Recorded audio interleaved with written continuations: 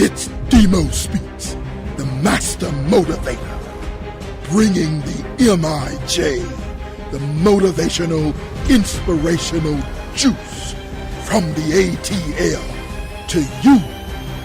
It's going to be fire. Are you ready for DMO Speaks? Good afternoon, ATL, and welcome to the DMO Speaks Show. Right here on WIGO 1570 AM. You know, you can also watch live or listen live on WIGOAM.com.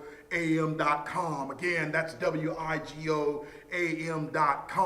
Of course, every Monday between 12 and 1, we'll be bringing what I call the MIJ. If you've been tuning in every week, you know what the MIJ is, the motivational and inspirational juice that we try to bring to the ATL with conversation and exciting dialogue and callers and motivational experiences where we get to talk sports and championship chase and all of those great things that you've heard in our previous weeks. We're excited to bring you all things inspirational and motivational right here on the DMO Speaks Show at WIGOAM.com and WIGO 1570 AM. Again, thank you for tuning in to the DMO Speaks Show right here in the ATL, coming to you live. And we'll be right back with our first segment called Motivational Moment.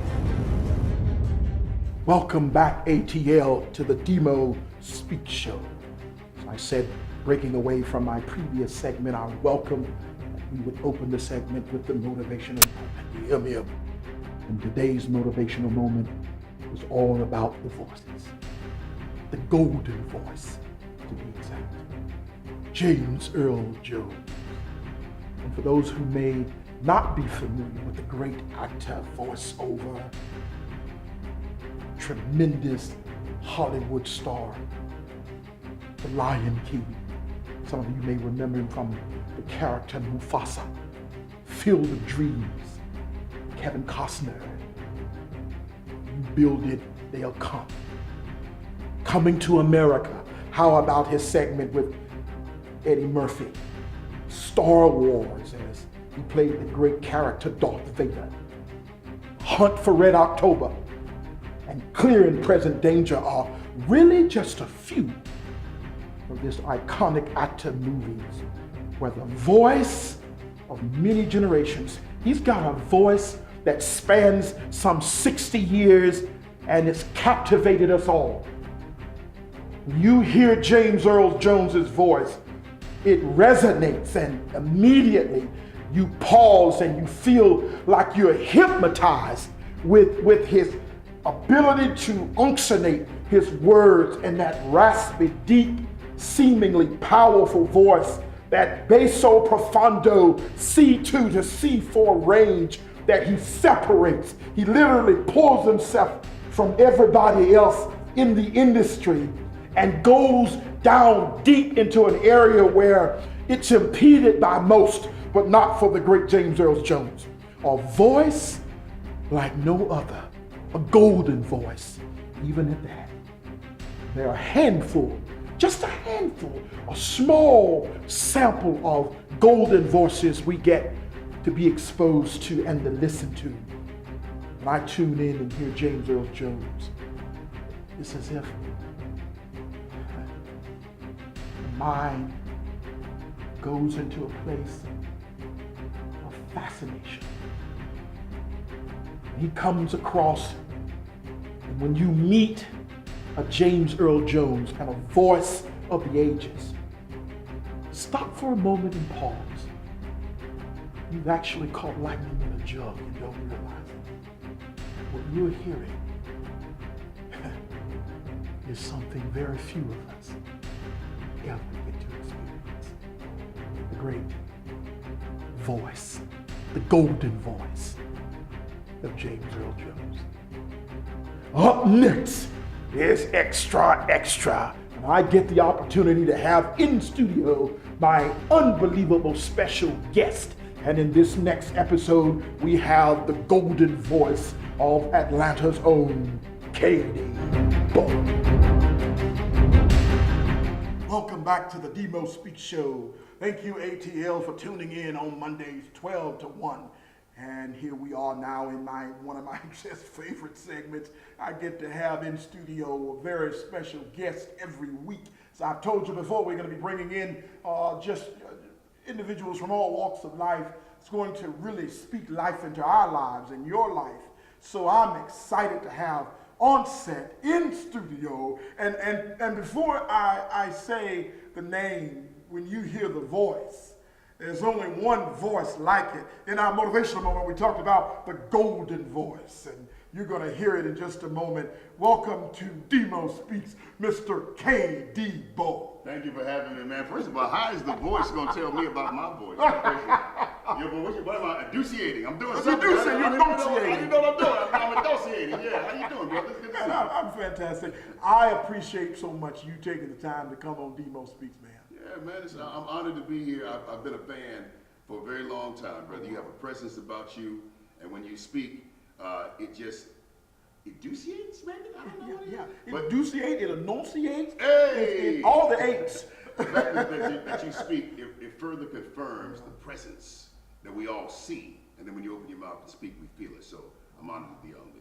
Well, I appreciate that. I'm going, you know how they say in basketball, you pass me the ball, I get it, I pass it back to you. Okay. Somebody going to shoot in a minute. But I'm passing you back the ball because when we hear Katie Bowl, the voice of ages in the Atlanta market, it's extraordinary. The work you do with the Atlanta Falcons, not just the Falcons, but the community at large, and so many of our people in the business community, etc., call on you for voicing their work and hosting their shows. And I saw you down at the Super Bowl that was just recently in Atlanta. Just seeing you just do your thing, man. I tell me, when did you come to realize that voice you have? I mean, I love talking about it, and I really don't like.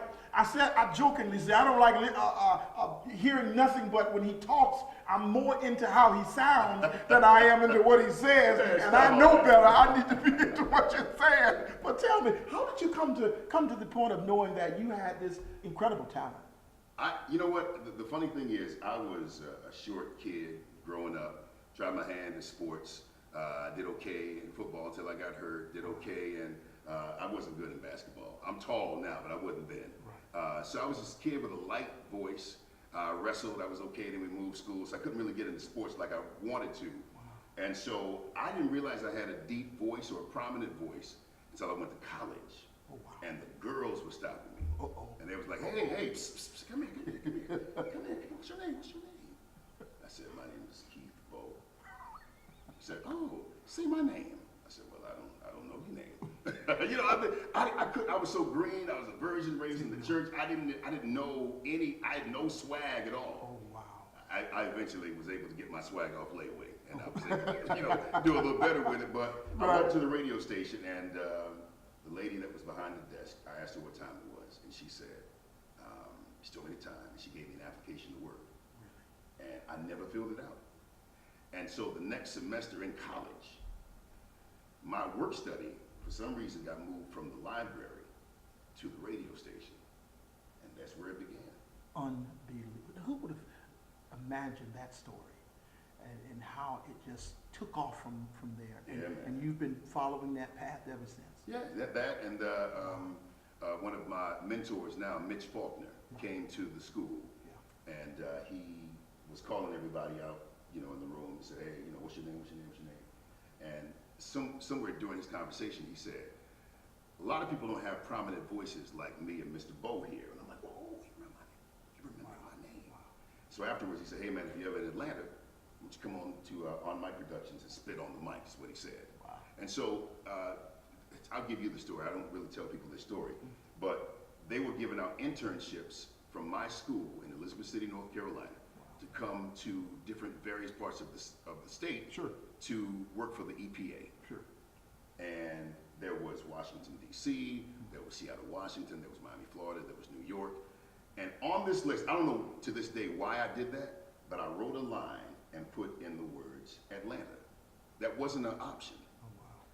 And when they said, I got Atlanta, everybody was upset. They said, because we didn't know there was an option. I didn't know it was an option. I just put it up there. And when they printed the sheets for the internship, they made a mistake and left Atlanta off. No way. I get to Atlanta, I internship it on my productions, and then it just goes further. God had a plan all along, and I had no idea. You know, you've always, you have your own radio show. Indeed.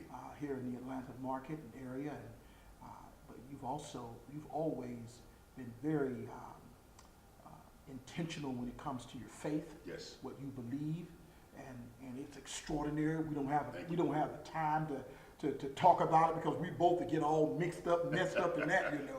Shout out. But you know what I want to close our segment with, Katie, is your voice is like yours. The great James Earl Jones. I'm sure he's someone that you admire. Very lofty. Very lofty. You know, I listen to you and I hear James Earl Jones and that deep bass, that powerful voice, prominent, powerful voice. You know, when I think about voices in our segment, I was thinking about, voices that need to be heard. You're a voice that need to be heard. How can you convey to our young people, or society in general, that there are times when your voice can be heard, and standing up for causes and matters that matter in our society? How important is having the right voice when it's appropriate and not feeling as if, I am crossing the line? Yeah. But how do you accomplish that? Well, you'll know when you are passionate about something, and you'll also know when to speak and when not to speak. There are some times in which just because it's true, it doesn't mean that you need to say it or that people can hear it from you. But people like you and I, we have a platform, and I think it is incumbent upon us to raise our voices and to speak against injustices. And people need to know that we're more than just entertainers, but when it matters, we can speak up and we can say something. Now, the average person, I feel like I'm average. I got, extra on layaway or whatever, but I believe that when God has put a unique stamp in your life and created you in a very unique way, you have, maybe not the platform that I have, but everybody has a platform there. Absolutely. And when you have your 500 Facebook friends or the people at your church, when you are an influencer, this is how you become an influencer. When you can speak up about things that other people are silent about. Oh, wow. And be able to change the minds of people into something positive, and in some cases, unfortunately, something negative. But all of us have a wavelength on our voices. I tell my guys this at Man of Community. All of us have a certain wavelength or frequency that only a certain amount of people are going to be able to hear. Oh, wow. And if you remain silent because you're not a DMO, you remain silent because you're not a Cedric or a KD Bo or a Bishop Jakes, then you are missing out on all of the people that you can impact, because your voice is the only frequency or the wavelength that they'll really be able to hear. Oh, wow. Which is why when you're in a room with people, a bunch of guys or whatever, you hear the most eloquent one stand up and say all these great things, and people's like, whoa, I'm not going to say anything because I don't sound like him. But guess what? There's somebody who understands ebonics, they know tears and taint very well, but when you speak, you'll make that person move more than anybody else can. So don't be afraid of your voice. I think that we are created in the image of God. We're creators and we're cultivators. So when God speaks, things are created. And one of the tricks of the enemy is to make us shut our mouths. He'll make us shut our mouths when we get into trouble, make us shut our mouths when we're embarrassed, make us shut our mouths when we feel like we don't have enough to say. But the power, and I feel it coming on me, I'm gonna have to pull up. The power is in what you say and being able to speak up and speak to a situation. Not only can you transform it and cultivate it, but you can also create atmospheres, create scenarios. You can create miracles with your mouth. So if I was in church, I'd tell you to look at your neighbor and say, there's a miracle in your mouth. And the only way you'll be able to realize that miracle is if you open your mouth and say something. ATL. That is the golden voice of the one and only KD Bo, coming to you right here on the DMO Speaks Show. Oh, you're making me sound so KD, thank you for being a part of the DMO Speaks Show. It's special because you came on board and made it so, my friend. I look forward to hearing you as we go forward. Indeed, we got some great things that we're gonna do together, man. Love you, man.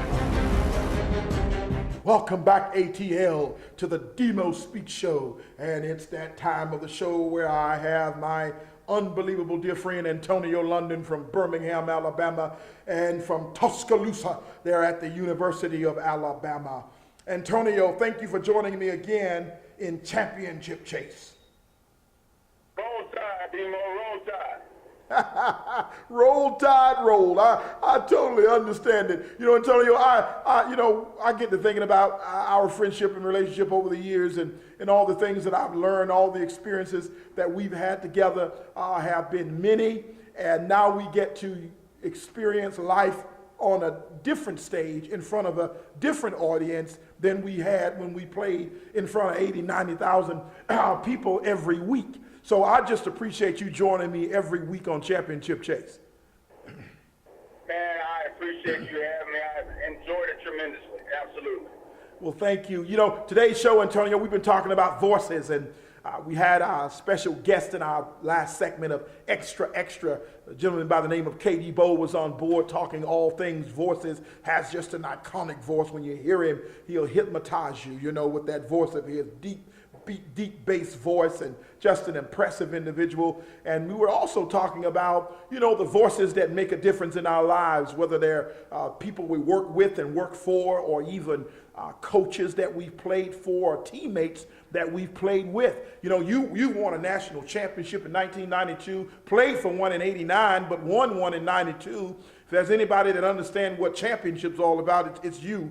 But I do know that to win that title, to do what you did, there were voices that made a difference in your experiences there at the University of Alabama. If you would, with our listeners, just talk a little bit about some of those voices and what the whole voice piece means to you as you made your journey through the University of Alabama.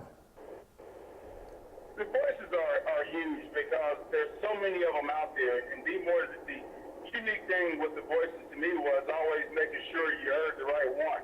Because sometimes you hear a lot of different voices that you don't really need to be listening to. So to be able to focus on the voice that makes a difference, the voice that motivates you, the voice that has you do the things that you need to do to be successful was always the most important things to me. Oh, wow. And I remember, Antonio, your defensive coordinator for the University of Alabama back in 92 on that national championship team. Tell me a little bit about his voice and the things that he would say that would resonate with you and your defensive teammates. Well, you know what, man, I can't remember the old guy. It was E.F. Hutton or whatever it was, and every time everybody listened. Whenever Coach Bill Oliver was to say something, even if it was just a everybody would stop and pay close attention and take heed to everything that he said. And that was the one thing that Coach Oliver did that was so special. I remember right before the Florida game years ago, he had come in and he had Florida written all over his drawers, underwear, boxers, or whatever you call them that day. It was just amazing the things that he'd done to make sure that we heard his voice and paid attention to the things that he had to say. Oh, wow. How about that? And all the guys obviously recognized what he was after, no doubt. How about voices? We're parents. I'm a parent. You're a parent. We have parents listening to our show. What can you say to parents when it comes to their voice, the voice when their children hear them? What that means in terms of even staying connected and plugged in. Our children live with us the longest, and we live with them the longest. And it's amazing the impact our voices have in their lives. Tell me a little bit about any experience or what your thoughts on the voices that parents have as they raise their young people. Well, the thing that I'll say as far as my voice to my children, and I'm sure you're the same as close as we are, we've been around, is the one thing that I want them to always understand, I think all parents do, is that whatever voice I do use, I want them to make sure they understand that it's always of love and protection. It may come across wrong sometimes, I'm sure, when my voice projects to them, but at the end of it, I just want to make sure that my kids always understand that everything that I say, everything that I project to them is out of pure love and pure protection for them. Oh, wow. How about that? Protection and love when you speak, that they are never misconstruing or misunderstanding what your purpose is when you have dialogue, and sometimes what we call tough love even, or dialogue that challenges them either in their area of behavior or their decision-making processes. So, Antonio, that's absolutely powerful. And I do want to take a minute and just say thank you for taking the time to call from Birmingham, Alabama. I know you're running an amazing company over there with Championship Enterprises, and taking the time away from that to come in and call and give us your expertise in our segment of Championship Chase. Thank you for calling in, Antonio, and I look forward to talking to you on next Monday. Thanks for having me. Bye-bye. Bye-bye. One of my very favorite segments on the DMO Speaks show is obviously our segment, Call Y'all, where I get the opportunity to really speak with my very important listeners all over the great state of Georgia, here in Atlanta, and in all of our neighboring states as well, and really, quite honestly, all over the country. And on the phones we have in this segment of Call Y'all is Randy from Auburn, Alabama. Randy, welcome to the DMO Speaks show. DMO, thank you so much for taking my call, and I appreciate you taking a few minutes of your time to listen to my question. Well, Randy, I want to thank you. And you're not taking my time. I feel like I'm impeding on yours. Thank you for just taking the time to do this, and I certainly do enjoy talking to our listeners. So give me your question and your thoughts. DMO, I have a really, really interesting question. I get a chance to, in what I do, to be around a lot of young adults, some of our youth, college students and beyond. And one of the things I've noticed in today's time, and DMO, I'll try to be quick, but it's a good question.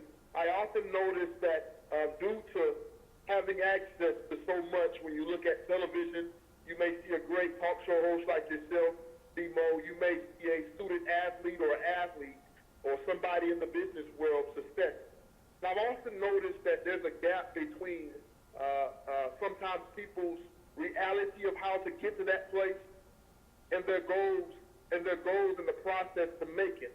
And so my question, Derrick, is what would be some of your advice to a lot of our college students, young adults, or anybody that wants to get somewhere and achieve a goal or pursue a dream or a passion, while at the same time putting proper goals and steps in place? Because I often like to encourage them, but I do feel like sometimes at the same time there's a sense that we must help them pursue or get to that place with proper steps and just being achievable, making achievable goals along the way. What would be some of your advice to that? I know that's a long question, but just some deep thoughts on my end. I'd love to hear your thoughts on that, DMO.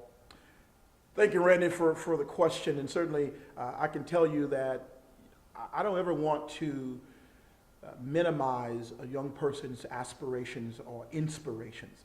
Certainly when you watch television or radio or you hear about success stories on talk shows from some of our most famous and high-achieving people, a lot of times as a young person, you want to do the same thing.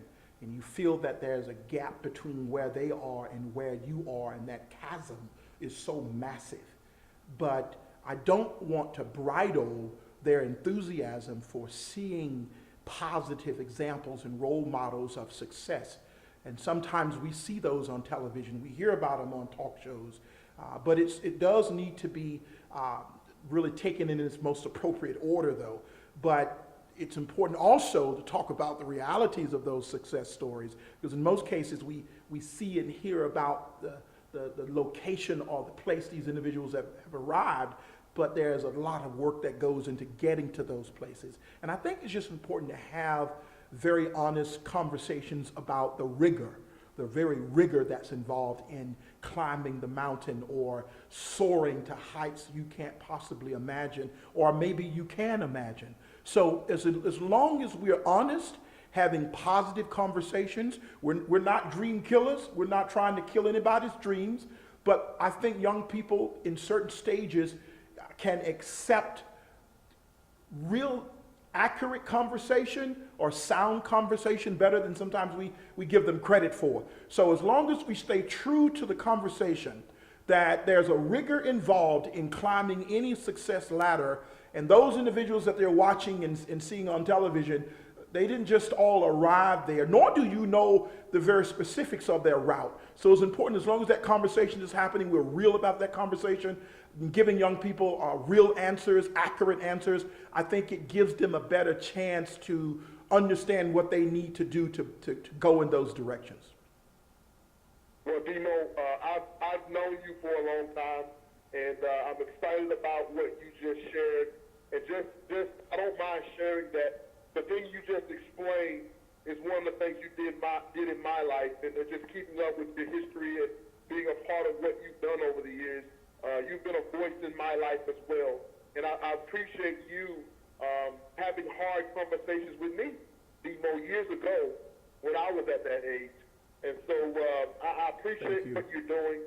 I'm thankful for the opportunity that the metro Atlanta area and far beyond has a chance to hear you speak, man. Thank you, Randy. That means the world. And again, please call back again. It's callers like you that keep us on the air, and I do appreciate you calling with your question. Thank you, and we'll be in touch. And it's Call Y'all, my very important segment where I get to have conversation with my very important listeners. And on the phone right now from Birmingham, Alabama is Patrick. Patrick, welcome to the DMO Speaks Show. Thank you, DMO. Great to be on. Great to hear your voice and know how positive and how encouraging you are.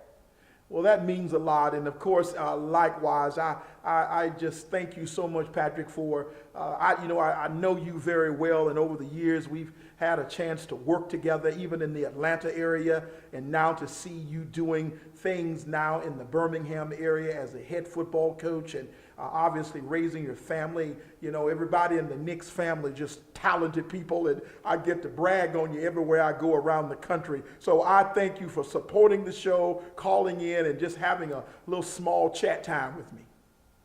Well, it's a pleasure, and you have meant a lot to the Knicks family, and we're just very blessed to have a lot of people around us that support us and encourage us in every step of the way. Oh, wow. Thank you so much, Patrick. I don't know if you've got a question or a comment you want to make, but I'm all ears. Well, I think the biggest thing, I just think that, as a parent, as a coach, I've had the experience to be around a lot of players and a lot of, in my own personal kids, just the importance of staying positive with them and speaking truth into their life and trying to, that key word to me is word faith, just faith, just believing in what you're going to do. And as parents and as a coach or whatever, how can we continue to help build that faith component in them to help them believe in what they're doing, that they can do whatever they put their mind to? Oh, wow. That's a great question, and I often talk about faith-based topics. And I do believe that faith in our God, faith in our Maker, is the highest level of confidence we can have, and the highest place in which we can then begin to believe in having faith in ourselves, faith in what we're trying to do, faith in where we're going, faith in what we're trying to accomplish. But it first starts with faith in Him. And if that exists, then that faith is then redirected where we can then have faith in ourselves or in any endeavor we're attempting. And there is no mountain that can't be climbed. There is no river that can't be swum. And there is no track that can't be ran. When that happens, there's this unbelievable level of confidence, not cockiness, not arrogance, not an overindulging of believing in oneself, but in the person in which we've placed that faith, and that's redirected and give us what we need to meet every challenge and to go into it with as much confidence as we can muster. Wow, that is so good. I couldn't agree with you more that such a faith, we have a faith in something bigger than us that it allows us to do even the greatest of things to the smallest of things.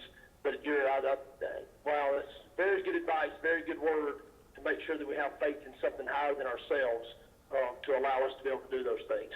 Oh, wow, Coach Nix. Patrick, I want to thank you again for taking a minute to call in. And you know, the last time I was in Birmingham, you gave me the great fortune of being able to talk to your team. And when I do that, you know, that's my button. You know the buttons to push with old DMO, Patrick. That gets me excited talking to those young people and your coaches. And it's just an awesome, and your dad, Coach Nix, who you got all of your start and lessons from. What an unbelievable father you have. And now you are passing that on even to your kids. Patrick, call in again someday. Let's have more conversation. And in the meantime, we're going to be cheering for Bo over there at Auburn. Go Tigers, War Eagle. We're excited for him.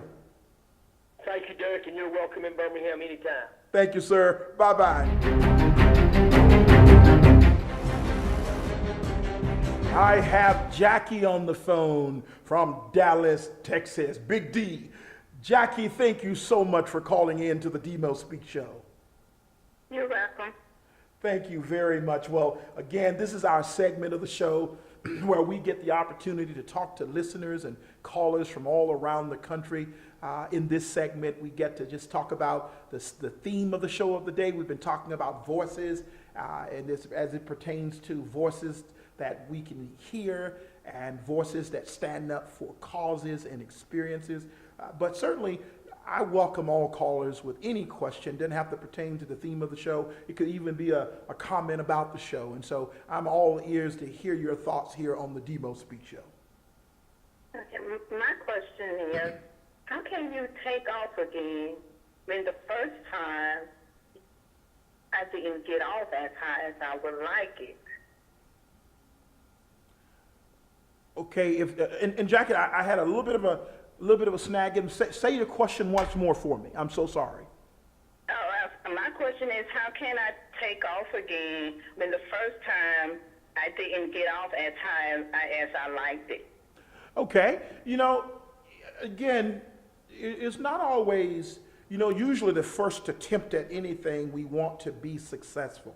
We want to look good and sound good, and we want other people to see the success that it was. But to be quite honest with you, it doesn't always work according to those plans and objectives. And I found that having to get back up and pursue it again is a test of our individual's fortitude, their commitment and belief in whatever they're thinking about, dreaming about, wanting to accomplish, and not losing and getting discouraged and fearful to try it again. So when you're thinking about doing it again, that tells me something, that you didn't let the first episode hold you back, hold you down, and keep you from believing that the second opportunity could possibly be better than I can imagine. So I want to say, to do it is to believe that, you know, it's okay to not have it work out the way I want it to the first time, but it's not going to take from me my passion, my belief in me, that I can actually do this. All I have to do is get up and try it again. Oh, that sounds fantastic. I would take your advice and definitely listen to everything that you had to say, because I really do need that inspiration to try again and to reach my high potential. Oh, wow. And that's the word, potential. We're all reaching for it. And Jackie, I believe if you believe it, then in the end of the day, that's the most important belief you need to have, is the belief in you. Jackie, I want to thank you so much for calling the DMO Speaks Show. You're welcome. Bye-bye. Bye-bye. And my next caller in my segment, Call Y'all, is Brian. Brian, thank you for calling in to the DMO Speaks Show. Not a problem, man. I'm glad that you called in and talk with you. I enjoy talking with you. Oh, outstanding. And so do I enjoy talking with you. And of course, you're a repeat caller. I recognize the voice, and certainly thank you again. I don't know if you've got a question or comment for me today on the DMO Speaks Show, but Brian, I'm all ears. I tell you what, it's getting harder and harder to get in contact with you. You know, I've been trying to call in, the line been busy, so I guess your ratings are going up. You know, and ratings are important, Brian. And I appreciate you having a hard time getting in. As long as that's happening, we're doing pretty good. That's right. That's right. Yes, I just want to talk a little sports with you today. Usually I have other issues to talk about, but I want to talk a little sports today. How about that? How about that? I'm going to follow you. I'm a big sports guy, so let's go. You know, I was wondering what the Falcons, what do you think the Falcons should do with that first pick? Should we go offense? Should we go defense? I know we're struggling on the offensive line and defensive line. What do you think about that? Well, I tell you what, being a Falcon fan right here in the ATL, I love our organization. I'm big on supporting our Falcons. And, when it comes to the draft, it's not an exact science. You don't always nail it. You try to do your homework and investigate as much as possible what to do, what decision to make. And I wouldn't want to be in Thomas and Mitchoff's seat of Dan Quinn's right now as they're thinking through what player to select that's going to be a part of the brotherhood. But I can tell you this, I think, just from a Monday morning couch coach, anytime you're going to draft a player, you win football games, Brian, up front. It's offensive, it's defensive line. When you've got those big boys up front that can move people and can get by people, that's where your football team is developed. So I'm hopeful and optimistic that we're going to go in the interior line. We had some issues on the offensive line last year. I do know we've brought in some free agent offensive linemen. I'm not sure about the depth of the defensive line. I'm hopeful that we can address that as well. Maybe in this draft, this is a big, deep draft on the defensive line. And we should be able to get a quality player. And I'm not sure if we're picking 14th or 15th. I'm not sure.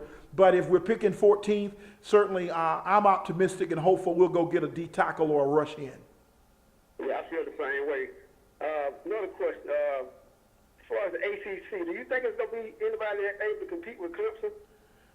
Now, that's a question. That's a question for the ages. I can tell you this, Clemson is in a class of their own, the defending national champions over there in Death Valley.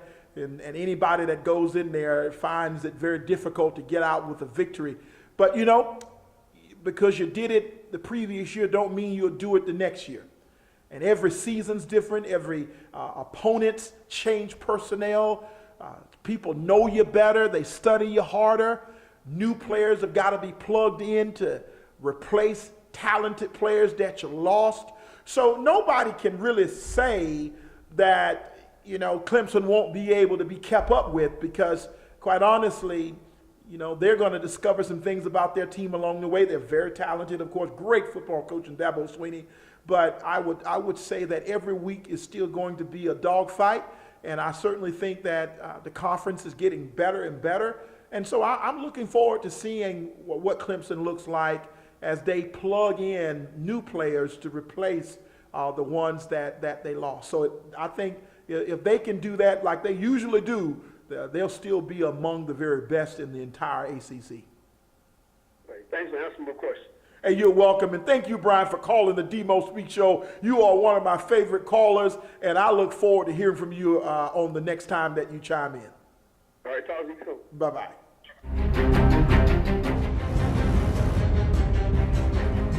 Welcome back to the DMO Speaks Show. Can you believe it, ATL? We've come to the end of another episode of the DMO Speaks Show. The hour seems to fly when you're having fun. And man, did we have a lot of fun today. How about our special guest? How about Katie Bowe, the voice, the golden voice of the ATL, right here live in studio on Extra Extra. I can't begin to tell you about the motivational moment. Every time I can get to talk about the great James Earl Jones, I've certainly have my hands full discussing him. But as we wrap up the DMO Speaks Show, I want to thank you so much for having lunch with me every Monday from 12 to 1. And now we're going to get ready to make our exit. We'll see you back on next Monday for our next show. But before we leave, we want to leave you with a montage of the DMO Speaks Show today. So thank you again. Look forward to you tuning in every Monday on the DMO Speaks Show, and make certain that you clearly make your voices heard. James Earl Jones, this iconic actor in movies, where the voice of many generations. He's got a voice that spans some 60 years and it's captivated us all.